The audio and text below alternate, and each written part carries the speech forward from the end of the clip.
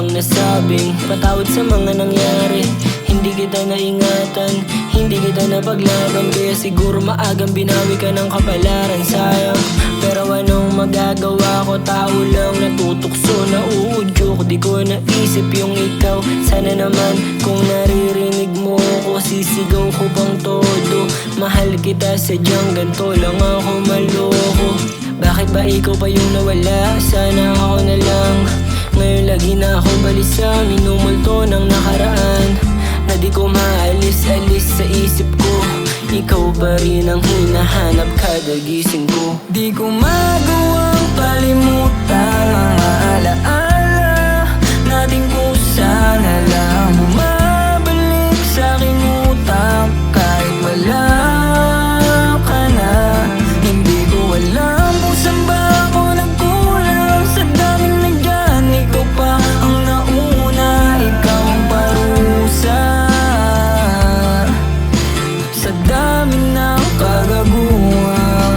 Grabing parusa ang nadama ko simula nung ika'y umalis. Puro pagdurusa, nararamdaman sa gabing ikaw ay namimiss. Hindi ko makusang kalimutan kita, lalo na't di kita matiis. Ikaw ang babaeng na unang nagpadama ng halik sa aking bibig. Ilang katanungan sa aking sarili na ako mismo di ko masagot.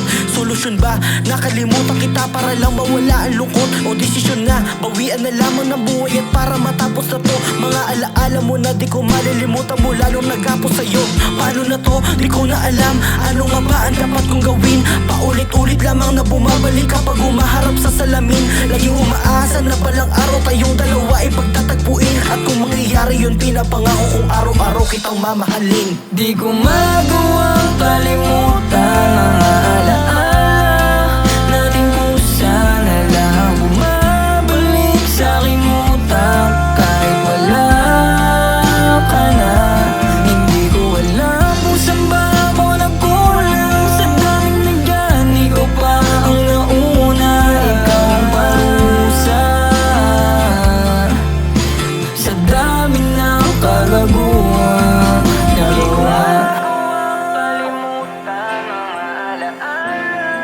Natin kung sana lang bumabalik sa aking utak kahit wala ka na. Hindi ko alam kung saan ba ako nagkulang sa daming nandyan. Ikaw pa ang nauna, ikaw ang parusa sa dami ng kagaguhan.